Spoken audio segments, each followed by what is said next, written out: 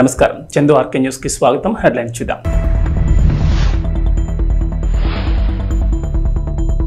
కేంద్రం నుంచి అమరావతికి మరో గుడ్ న్యూస్. ఇతర రాష్ట్రాలతో అనుసంధానించే రహదారుల ప్రాజెక్టులకు గ్రీన్ సిగ్నల్.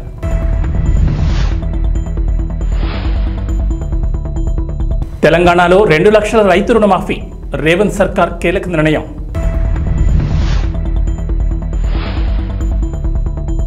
పేదల ఇంటి నిర్మాణానికి 5 లక్షలు. అర్హులను గుర్తించే అంశాలపై ప్రభుత్వ అధికారుల ఫోకస్.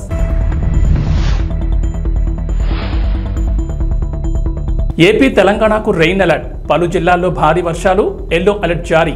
అమరావతికి కేంద్రం శుభవార్త చెప్పింది. రాజధానితో రాష్ట్రంలోని ఇతర ప్రాంతాలు, ఇతర రాష్ట్రాలతో అనుసంధానించే రహదారుల ప్రాజెక్టులకు గ్రీన్ సిగ్నల్ వచ్చింది. ఈ మేరకు కేంద్రం ప్రాథమికంగా ఆమోదం తెలపగా ఈ ప్రాజెక్టులో 189 కిలోమీటర్ల పొడవైన అమరావతి ఔటర్ రింగ్ రోడ్ సహా కీలకమైనవి ఉన్నాయి. ఈ ఓఆర్ఆర్కు 2014-19 మధ్య టీడీపీ ప్రభుత్వం చేపట్టింది.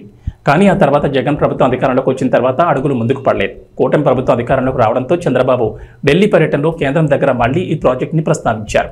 ఈ ప్రాజెక్టులకు ప్రాథమికంగా కేంద్రం ఆమోదం తెలియచేయగా కేంద్ర రవాణా, జాతీయ రహదారుల మంత్రిత్వ శాఖకు చెందిన స్టాండింగ్ ఫైనాన్షియల్ కమిటీతో పాటు పీఎంఓ ఆమోదం పొందాక ఆచరణలోకి రానున్నాయి. ప్రాథమికంగా ఆమోదం తెలిపిన వాటిలో ఎక్కువగా గ్రీన్ఫీల్డ్ హైవేలు, ఎక్స్ప్రెస్ వేలు ఉన్నాయి. ఈ ప్రాజెక్టులు పూర్తయితే అమరావతికి మిగతా ప్రాంతాలతో కనెక్టివిటీ పెరుగుతోంది. ఈ అమరావతి ఓఆర్ఆర్ భూసేకరణతో పాటుగా నిర్మాణ వ్యయానికి 20 నుంచి 25 వేల కోట్ల వ్యయం అవుతుందని కేంద్రమే భరించేందుకు ముందుకొచ్చినట్లు తెలుస్తోంది. రైతులకు 2 లక్షల వరకు రుణమాఫీ చేస్తామని రేవంత్ ప్రభుత్వం హామీ ఇచ్చిన సంగతి తెలిసిందే. పార్లమెంట్ ఎన్నికల కోడ్ నేపథ్యంలో పథకం అమలు ఆలస్యం కాగా ఆగస్టు 15 లోపు ప్రతి రైతును రుణ విముక్తులను చేస్తామని సీఎం రేవంత్ ఇటీవల ప్రకటించారు. ఈ నేపథ్యంలో రైతు రుణమాఫీ నిధుల సమీకరణపై ప్రభుత్వం కసరత్తు ప్రారంభించింది. 2 లక్షల రైతు రుణమాఫీతో పాటు రైతు భరోసా, రైతు బీమా పథకాలకు కూడా దాదాపు 40 వేల కోట్ల డబ్బులు జమ చేయాల్సి ఉంది. అందుకు రుణ సేకరణపై చేయాలని ప్రభుత్వం భావిస్తోంది. ప్రస్తుతం ప్రభుత్వాన్ని నడిపేందుకు గాను ప్రతి నెల రిజర్వ్ బ్యాంకు బాండ్ల విక్రయం ద్వారా సుమారు 5-6 వేల కోట్ల రుణ సహాయం పొందుతోంది. ఇప్పుడు రైతు సంక్షేమ పథకాలకు కూడా రిజర్వ్ బ్యాంకు నుంచే రుణాలు సమీకరించాలని ప్రభుత్వం యోచిస్తోంది. జూలై, ఆగస్టు నెలలో బాండ్ల విక్రయంపై దాదాపు 15 వేల కోట్ల నుంచి 18 వేల కోట్లు తీసుకునేందుకు రెడీ అయినట్లు తెలిసింది. ఇవే కాకుండా ప్రభుత్వ భూములను బ్యాంకుల్లో తాకట్టు పెట్టాలని భావిస్తోందట. టీజీఐఏసీ ద్వారా భూములను బ్యాంకుల్లో తాకట్టు పెట్టి 10,000 కోట్లు సమీకరించేందుకు ప్లాన్ చేస్తోంది. అయితే భూముల తాకట్టుపై త్వరలోని పూర్తి స్పష్టత రానుంది. తెలంగాణలో పేదల ఇంటి నిర్మాణానికి 5 లక్షల ఆర్థిక సహాయం అందిస్తామని ఎన్నికల ముందు కాంగ్రెస్ హామీ ఇచ్చిన సంగతి తెలిసిందే. ఇందిరమ్మ పథకం పేరుతో పేదలకు ఇంటి నిర్మాణానికి ఆర్థిక సహాయం అందించనున్నారు. సొంత జాగా ఉండి ఇళ్లు కట్టుకునే పేదలకు ఇందిరమ్మ ఇళ్ల పథకం కింద ఇళ్లు మంజూరు చేయనున్నారు. ఇక సొంత జాగా లేని వారికి ఇంటి స్థలంతో పాటు ఆర్థిక సహాయం 5 లక్షలు అందిస్తామని చెప్పారు. కాంగ్రెస్ అధికారంలోకి వచ్చిన తర్వాత ప్రజాపాలన పేరిట ప్రత్యేక కార్యక్రమం ఏర్పాటు చేసి అర్హుల నుంచి దరఖాస్తులు స్వీకరించారు. ప్రతి నియోజకవర్గానికి 3,500 ఇళ్ల చొప్పున ఏడాదికి 4.5 లక్షల ఇళ్లు మంజూరు చేయాలని ప్రభుత్వం టార్గెట్గా పెట్టుకుంది. ప్రజాపాలనలో 82.82 లక్షల మంది దరఖాస్తు చేసుకున్నారు. అయితే వీరిలో అర్హులను గుర్తించడం ప్రభుత్వానికి తలనొప్పిగా మారింది. పేదరికంలో ఉన్నవారికి ఇళ్లు కేటాయించాలని ప్రభుత్వం నిర్ణయం తీసుకున్న నేపథ్యంలో దరఖాస్తు ఇచ్చిన వారి ఆర్థిక స్తోమతను గుర్తించడం సవాలేనని అధికారులు తమ అభిప్రాయం వ్యక్తం చేస్తున్నారు.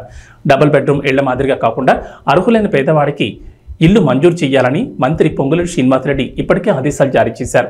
ఈ నేపథ్యంలో అర్హులను గుర్తించే అంశాలపై ప్రభుత్వ అధికారులు ఫోకస్ పెట్టారు. ఆంధ్రప్రదేశ్ డిప్యూటీ సీఎం పవన్ కళ్యాణ్ ప్రస్తావించిన ఓ చెట్టు ఇప్పుడు ట్రెండ్ అవుతోంది. ఆ చెట్టు చాలా డేంజర్, వెంటనే తొలగించాలని పవన్ కళ్యాణ్ ఆదేశించారు. దీంతో అందరూ ఈ చెట్టు గురించే చర్చించుకుంటున్నారు. డిప్యూటీ సీఎం పవన్ కళ్యాణ్ కాకినాడ కలెక్టరేట్లో సమీక్ష చేశారు. ఈ సందర్భంగా స్థానిక కోనో కార్పస్ చెట్ల గురించి పవన్ దగ్గర ప్రస్తావించారు. అటవీశాఖ సమీక్షలో ఈ అంశంపై వివరించారు. ప్రజల ఆరోగ్యం దృష్ట్యా వాటిని వెంటనే తొలగించాలని పవన్ కళ్యాణ్ ఆదేశించారు. ఈ కోనో కార్పస్ చెట్లను గతంలో తన ఫామ్ హౌస్లో పెంచానని, అయితే వాటితో ప్రమాదం తెలిసి తొలగించారన్నారు పవన్ కళ్యాణ్. కాకినాడలో మొత్తం 4,602 కానో కార్పస్ చెట్లు ఉన్నట్లు గుర్తించారు. ఈ చెట్లను దశల వారీగా తొలగించాలని డిప్యూటీ సీఎం అధికారులకు సూచించారు. ఈ చెట్లను తొలగించి ప్రజల ఆరోగ్యానికి ఎలాంటి ఇబ్బందులు లేకుండా చూడాలన్నారు. పవన్ కళ్యాణ్ ఆదేశాలతో అధికారులు చెట్లను తొలగించేందుకు సిద్ధమయ్యారు. ఆంధ్రప్రదేశ్ ముఖ్యమంత్రి నారా చంద్రబాబు నాయుడుతో పాటుగా మంత్రులు నారా లోకేష్, పొంగూరు నారాయణ, కింజరపు అచ్చెన్నాయుడు, కొల్లు రవీంద్రతో పాటు టీడీపీ నేతలపై కేసుల్ని సీబీఐ, ఈడీలకు అప్పగించాలని ఏపీ హైకోర్టులో పిల్ దాఖలైంది. వీరితో పాటుగా ఎమ్మెల్యే చింతమనేని ప్రభాకర్, మాజీ మంత్రి దేవినేని ఉమామహేశ్వరరావు, వ్యాపారవేత్తలు లింగంనేని రమేష్, వేమూరు హరికృష్ణ ప్రసాద్తో పాటు పలు కంపెనీలపై నమోదు చేసిన కేసులను అప్పగించాలని కోరారు. చంద్రబాబుతో పాటు ఇతరులపై స్కిల్ డెవలప్మెంట్, మద్యం, AP fibre net, Amaravati assigned భూములు, ఇసుక, Amaravati inner ring road alignment సహా కేసులు నమోదయ్యాయని పిల్లో గుర్తు చేశారు. ఈ కేసుల్లో పోలీసులు నిష్పాక్షికంగా దర్యాప్తు చేసే పరిస్థితి లేవని, నిష్పాక్షిక, పారదర్శక, వేగవంత దర్యాప్తు కోసం ఈ కేసుల్ని సిబిఐ, ఈడీలకు అప్పగించాలని సీనియర్ జర్నలిస్ట్ బాలగంగాధర్ తిలక్ ఈ పిల్ దాఖలు చేశారు. హైదరాబాద్ లోని కుమారి ఆంటీని బాలీవుడ్ నటుడు సోనూ సూద్ కలిశారు. కుమారి ఆంటీతో సరదాగా కాసేపు మాట్లాడి సమయం గడిపారు.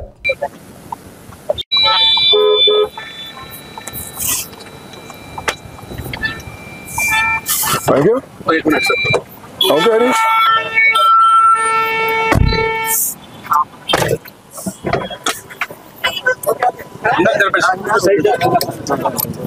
Welcome to Hyderabad. Hello. How are you doing? How are you? Thank you. Thank you. Ram से How are you doing? Ram से इधर से अरे local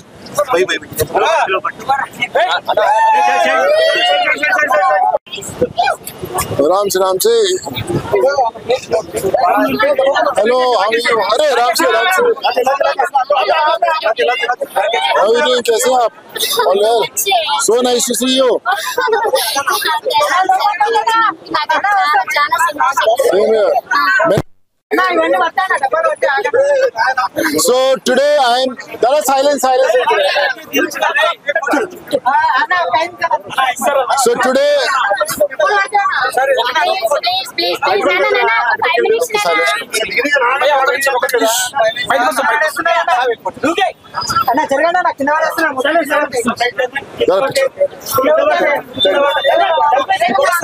So now I'm with Kumari aunty.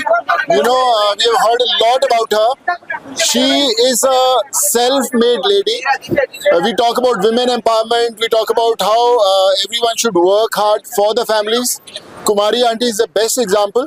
And all the people, all the ladies, all the women across the country, whoever is, going through tough times, she should be an example to follow, that how you can work hard and do good for the family. Kumari aunty जी, कैसा लग रहा है आज आपको? अच्छे है, बहुत अच्छे. तो आज के वेज है, नॉन वेज है कि दोनों है? पूरा आदमी है, पूरा है. वेज नॉन वेज दोनों है? क्या आदमी को भी बना दिया? थोड़ा हिंदी बहुत अच्छा है, कोई बात नहीं, आपका हिंदी बहुत अच्छा है. नॉन वेज है, वेज है, वेज है, नॉन वेज है. तो कुमारी आंटी के हाथ का वेज भी है, नॉन वेज भी है. मैं तो वेजिटेरियन हूँ. और कुमारी आंटी कितने का एक प्लेट? एक plate veg 80 rupees. Veg 80 rupees और नॉन वेज 120 रुपीस. 120 रुपीस. तो भैया मैं तो 80 रुपीस वाला कस्टमर हूँ. तो जो 80 रुपीस का वेजिटेरियन है, मेरे लिए कितने का डिस्काउंट है? फ्री. आज तो लॉटरी लग गया हमारा यार आंटी, कुमारी आंटी. अगर आप फ्री बोलोगे तो मैं हर रोज आएगा खाने के लिए. चलेगा? మీరు ఎంతో మందికి హెల్ప్ చేస్తున్నారు. మీరు ఎంతో మంది కంటే ఎంతో మందికి నేను మీకు అసలు ఎంత పెట్టినా తక్కువే అవుతుంది. ఎందుకంటే మీరు అంత మందికి హెల్ప్ చేస్తున్నారు కాబట్టి. నాకు కష్టం వచ్చినప్పుడు కూడా మీరు అలా ఫోన్ చేసి నాకు అలా ఓదార్పు చెప్పినప్పుడు కూడా నాకు. నేటి నుంచి విజయవాడలోని దుర్గగుడిపై ఆషాఢం సారీ మహోత్సవాలు జరుగుతున్నాయి. వచ్చే నెల 4 వరకు కార్యక్రమం జరగనుంది. ఇవాళ దుర్గమ్మకు ఆలయ ఉద్యోగులు సారీ సమర్పించనున్నారు.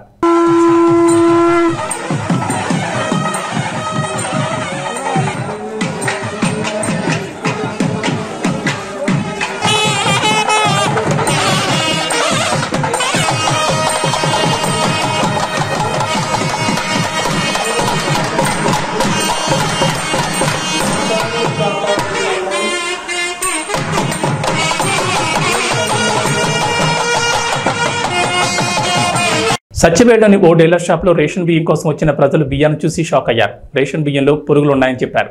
ఓల్డ్ స్టాక్ను ప్రజలకు వినియోగిస్తున్నారంటున్నారు. పేద ప్రజలకు కడుపు కోతను మిగులుస్తున్నారంటున్నారు. దుకాణాల్లో డబ్బులు పెట్టి బియ్యం కొని తిని స్తోమత లేక ప్రభుత్వం ఇచ్చే రేషన్ బియ్యంతో కడుపు నింపుకునే పేద ప్రజలు కడుపులు కొడుతున్న వైనం అయితే ఇక్కడ కనిపిస్తోంది. రేషన్ బియ్యంలో పురుగులు ఉండడం, ఇలాంటి బియ్యం తినడం వల్ల ఆరోగ్యం దెబ్బతినడం ఖాయమంటున్నారు. రేషన్ డీలర్స్ తెలిపిన సమాచారం మేరకు 3 సంవత్సరాల ముందు అక్రమంగా రవాణా చేసిన బియ్యాన్ని ఆ గోడౌన్లో ఉంచడం వల్ల అందులో ఉన్న చీడ పురుగులు కొత్త స్టాక్లో వస్తున్నాయని, ఆ పాత స్టాక్ను క్లియర్ చేస్తే తప్ప సమస్యకు పరిష్కారం ఉండదని రేషన్ డీలర్స్ సమాధానమిస్తున్నారు. అధికారుల నిర్లక్ష్యం వల్ల పేదలకు నష్టం జరుగుతోంది. రేషన్ డీలర్స్ల నిర్లక్ష్యమా లేదా అధికారుల నిర్లక్ష్యమా అన్నది గమనార్హం. ప్రభుత్వం మారినా పేద ప్రజల సమస్య అలానే ఉంది. ఖచ్చితంగా అధికారులు పేద ప్రజల సమస్యను దృష్టిలో పెట్టుకుని సమస్యను పరిష్కరించాలని ప్రజలు కోరుతున్నారు.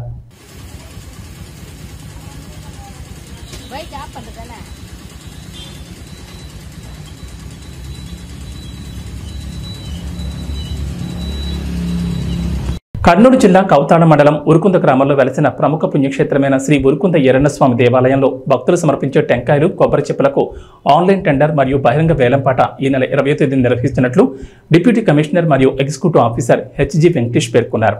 ప్రతి సంవత్సరం శ్రావణమాస మహోత్సవాలు మరియు ఆ సంవత్సరం అంతా ఉరుకుంద ఈరన్నస్వామికి భక్తులు సమర్పించే టెంకాయలు కొబ్బరి చిప్పలను ఆన్లైన్ సీల్డ్ కవర్ బహిరంగ వేలంపాట నిర్వహిస్తున్నట్లు దేవస్థానం ఎగ్జిక్యూటివ్ ఆఫీసర్ తెలిపారు.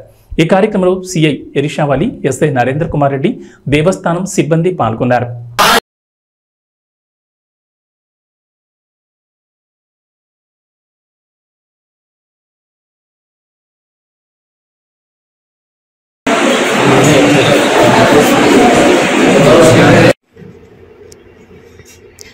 ప్రతి సంవత్సరము దేవస్థానంలో టెంకాయలు అమ్ముకోవడానికి హక్కు మరియు భక్తులు సమర్పించు కొబ్బరి ఒప్పులను సేకరించుకునే హక్కు ఒక సంవత్సరం కాలానికి, అంటే ఈసారి శ్రావణ మాసం కవర్ అయ్యేటట్టుగా 11 నెలలకు పెట్టడమైనది. అందులో ఆన్లైన్ టెండరు, సీల్డ్ టెండరు, బహిరంగ వేలం నిర్వహించడమైనది. ఆన్లైన్ టెండర్లో ఎవరు పాల్గొనలేదు, బహిరంగ వేలంలో కూడా ఎవరు పాల్గొనలేదు. సీల్డ్ టెండర్ లో ముగ్గురు పాల్గొన్నారు.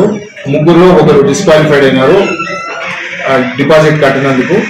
ఇంకా ఇద్దరు వాటిలో ఒకరు వచ్చేసి రామన్న గౌడ్ అని, ఆయన హైయెస్ట్ బిడ్ గా 75,699,000 రూపాయలకు కోట్ చేశాడు.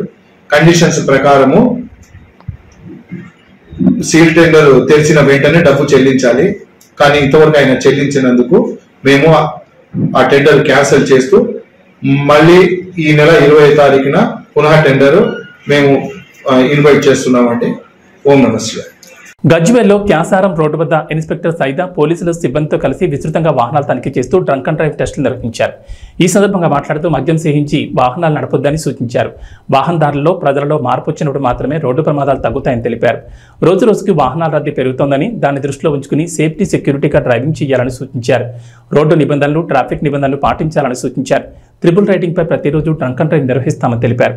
ఈ కార్యక్రమంలో గజ్వేల్ పోలీస్ సిబ్బంది తదితరులు పాల్గొన్నారు.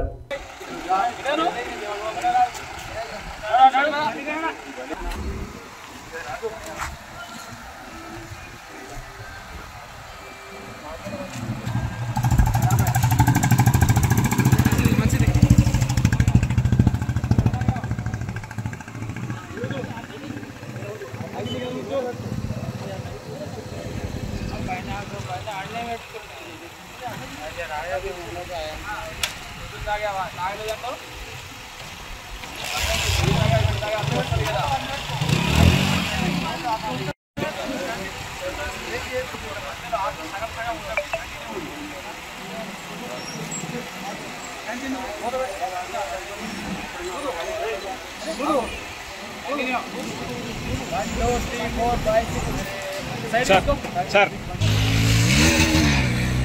అబ్బా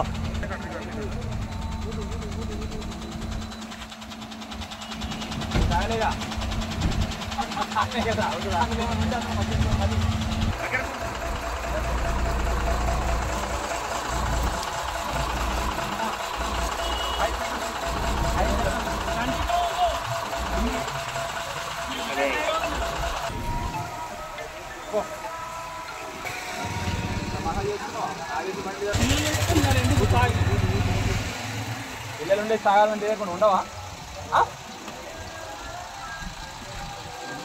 దృష్టి బాగుంటే ఇప్పుడు రావాలి చెప్తాను, తీసుకు లోపల కూర్చోండి. మెగాస్టార్ చిరంజీవి కెరీర్లోని విశ్వంభర అతిపెద్ద ప్రాజెక్ట్. ప్రస్తుతం షూటింగ్తో పాటు పోస్ట్ ప్రొడక్షన్ పనులు కూడా ఏకకాలంలో జరుగుతున్నాయి. బింబిసార డైరెక్టర్ వశిష్ఠ తెరకెక్కిస్తున్న ఈ చిత్రంలో త్రిషా కృష్ణన్ హీరోయిన్గా నటిస్తోంది. అలానే భారీ స్టార్ కాస్టింగ్ కూడా ఈ చిత్రంలో ఉంది. ఇక విఎఫ్ఎక్స్, భారీ యాక్షన్ సన్నివేశాలు ఈ చిత్రంలో మెయిన్ హైలైట్ అని ఇప్పటికే డైరెక్టర్ వశిష్ఠ చెప్పారు. ఇక తాజాగా ఈ మూవీ టీం మెగా అభిమానులకు ఓ గుడ్ న్యూస్ చెప్పబోతోంది. ఈ చిత్రానికి సంబంధించి ఓ చిన్న టీజర్ను త్వరలో రిలీజ్ చేయబోతున్నట్లుగా సమాచారం. మేకింగ్ విజువల్స్, చిరంజీవి లుక్ను ఈ టీజర్లో రివీల్ చేయబోతున్నారట. ఈ చిత్రం 2025 జనవరి 10న ప్రేక్షకుల ముందుకు రానుంది. మరి ఈ టీజర్ వేరే రేంజ్లో ఉంటే మాత్రం సినిమా ప్రీ రిలీజ్ బిజినెస్ గట్టిగానే జరిగే అవకాశం ఉంది. ఎంఎం కీరవాణి ఈ సినిమాకి సంగీతం అందిస్తున్నారు. ఇక ఈ సినిమాలో బాలీవుడ్ చెందిన కునాల్ కపూర్ కూడా ఓ పవర్ఫుల్ రోల్లో నటించబోతున్నారు. ఈ విషయాన్ని ఇటీవలే మూవీ టీం ప్రకటించింది. అయితే ఆయన ఏ పాత్రలో నటిస్తున్నారనేది మాత్రం చెప్పలేదు. త్రిషతో పాటు నా సామిరంగా హీరోయిన్ ఆషికా రంగనాథ్ కూడా విశ్వంభర్లో నటిస్తుండడం విశేషం. మొత్తం ఈ సినిమాలో 5 హీరోయిన్లు ఉండబోతున్నారని ఎప్పటి నుంచో టాక్ ఉంది. ఇప్పటికే త్రిష, ఆషికా పేర్లను ప్రకటించారు. త్వరలోనే మీనాక్షి చౌదరి, సురభి, ఇషా చావ్లా పేర్లను కూడా రివీల్ చేసే అవకాశం ఉంది. ఇక ఇందులో రావు రమేష్ కూడా ఓ పాత్రలో నటిస్తున్నట్లు సోషల్ మీడియాలో ప్రచారం జరిగింది.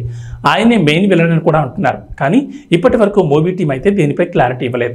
మొన్నటి వరకు హైదరాబాద్లోని ఓ భారీ సెట్లో ఈ సినిమా షూటింగ్ జరిగింది. జూలై చివరి నాటికి ఈ సినిమా షూటింగ్ కంప్లీట్ చేయాలని వశిష్ఠ అనుకుంటున్నారు. ఇప్పటికే చాలా యాక్షన్ సీక్వెన్స్ల చిత్రీకరణ పూర్తయిందని సమాచారం. విజువల్ ఎఫెక్ట్స్కు ప్రాధాన్యం ఎక్కువగా ఉండే ఈ సినిమాను 200 కోట్ల బడ్జెట్తో నిర్మిస్తున్నారు. సోషియో ఫ్యాంటసీ జోనర్లో చిత్రం రాబోతోంది. ఈ చిత్రంతో ఎలాగైనా బ్లాక్ బస్టర్ కొట్టాలని మెగా ఫ్యాన్స్ అనుకుంటున్నారు. చిరు నటించిన చివరి చిత్రం భోళా శంకర్ బాక్సాఫీస్ దగ్గర డిజాస్టర్ అయింది. T20 వరల్డ్ కప్ 2022లో ముద్దాడిన తర్వాత భారత్ తొలి T20 సిరీస్ ఆడేందుకు సిద్ధమైంది. 5 మ్యాచ్ల సిరీస్లో భాగంగా హరారే వేదికగా ఇవాళ భారత్ జింబాబ్వే తలపడబోతున్నాయి. భారత్ కాలమానం ప్రకారం సాయంత్రం 4:30 ఈ మ్యాచ్ ప్రారంభం కానుంది.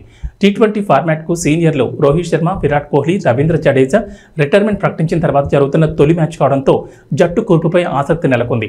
అయితే మ్యాచ్కు హరారే స్పోర్ట్స్ క్లబ్లో జరిగిన ఫ్రీ మ్యాచ్ ప్రెస్ కాన్ఫరెన్స్లో కెప్టెన్ శుభ్మాన్ గిల్ జట్టు కూర్పుపై క్లారిటీ ఇచ్చాడు. ఈ ఏడాది IPL సీజన్లో అదరగొట్టిన సన్ రైజర్స్ హైదరాబాద్ యువ ఆటగాడు అభిషేక్ శర్మ కెరీర్లో తొలి అంతర్జాతీయ మ్యాచ్ ఆడబోతున్నాడని ప్రకటించాడు. అభిషేక్ శర్మ తాను ఓపెనర్గా రాబోతున్నట్లు నిర్ధారించాడు. మొదటి 2 మ్యాచ్లకు యశస్వి జైస్వాల్ అందుబాటులో లేకపోవడంతో అభిషేక్ ఓపెనర్గా అవకాశం దక్కిందని వివరించాడు. IPL 2024లో అభిషేక్ శర్మ అద్భుతంగా బ్యాటింగ్ చేశారు. ఏకంగా 204.21 స్ట్రైక్ రేట్తో 500కు పైగా పరుగులు పాదాడు.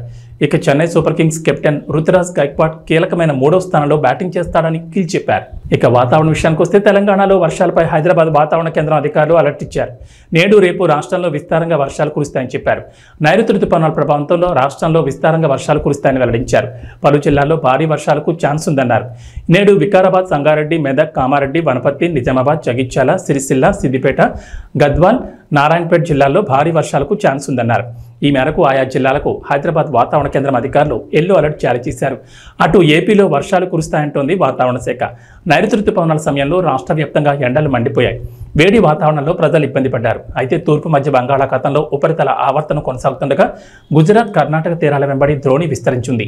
ఈ ప్రభావంతో రాబోయే 3 రోజుల్లో ఉత్తర కోస్తాలోని కొన్ని జిల్లాల్లో భారీ వర్షాలు కురుస్తాయని వాతావరణ శాఖ అంచనా వేస్తోంది.